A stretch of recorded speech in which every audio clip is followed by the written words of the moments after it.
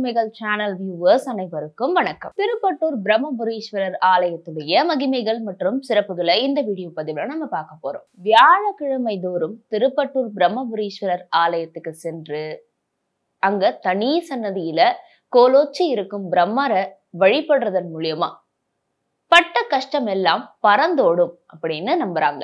இங்க இருக்கிற பிரம்மரை கண் குளிர தரிசிச்சு மனம் குளிர பிரார்த்தனை செஞ்சீங்க அப்படின்னா நீங்க செய்த பாவங்கள் எல்லாமே அறவே நீங்கிடும் மற்றும் கிரகங்களால் ஏற்பட்டிருக்கிற தோஷங்கள் நீங்கிடும், பட்ட கஷ்டம் எல்லாம் பறந்தோடும், பிரம்மர் அருளுவார் அப்படிங்கிறது நம்பிக்கை. தொடர்ந்து 11 வியாழக்கிழமை இந்த திருத்தலத்துக்கு வந்து பிரம்மர் சன்னதிக்கு வெளியே தியானம் செய்தீங்க அப்படின்னா மன அமைதி கிடைக்கும். மேலும் குறிப்பா நீங்க பிறந்த நட்சத்திரத்தன்னைக்கு இந்த திருத்தலத்துல வந்து வழிபாடு செய்யறதன் மூலியமா புண்ணியம் சேருமா. இந்த திருத்தலம் எங்க இருக்கு அப்படின்னா திருச்சி சென்னை நெடுஞ்சாலையில சமயபுரத்துல இருந்து 15 கிலோமீட்டர் தொலைவுல இந்த திருப்பட்டூர் திருத்தலம் இருக்கு. இங்கு தினந்தோறும் 3001 வேதம் ஓதுபவர்கள் வேதம் ஓதுறாங்க. அத்தனை பேர் வேதம் ஓதுறதுனால அங்க ஏற்பட்ட அதிர்வலைகள் அந்த திருத்தலம் முழுக்க பரவி இருக்கு. அதனால இதற்கு பெயர் திருப்பிட ஊர் அப்படின்னு இருந்தது. காலப்போக்குல அது திருப்பட்டூர் அப்படின்னு மாறிடுச்சு. புலிகளுடைய கால் கொண்டவர் வியாக்கிரபாதர். இவர் சிவபெருமான நோக்கி தவம் இருக்கிறதுக்கு தேர்ந்தெடுத்த திருத்தலம் இந்த திருப்பட்டூர். இந்த திருத்தலத்துல இருக்கிற ஸ்ரீமன் நாராயணரை வேண்டினதுக்கு பிறகுதான் ஆதிசேஷன் பதஞ்சலி முனிவராக உடனே மாறி இருக்காரு.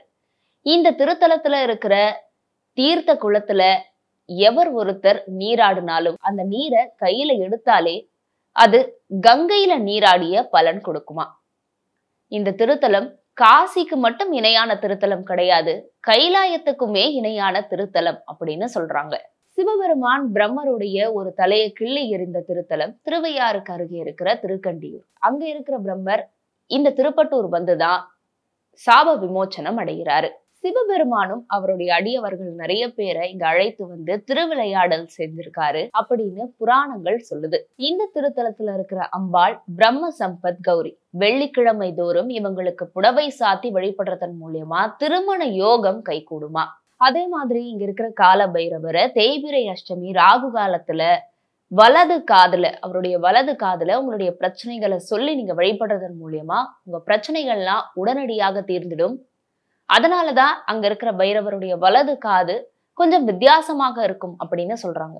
அதே மாதிரி இங்க இருக்கிற பிரம்மருக்கு நீங்க வெள்ளை தாமரை சாத்தி வழிபடுறதன் மூலியமா உடனடி பலன்கள் கிடைக்கும். இங்க வரக்கூடிய பக்தர்கள் தங்களுடைய ஜாதகத்தை பிரம்மர் சன்னதியில வச்சு வழிபடுறாங்க.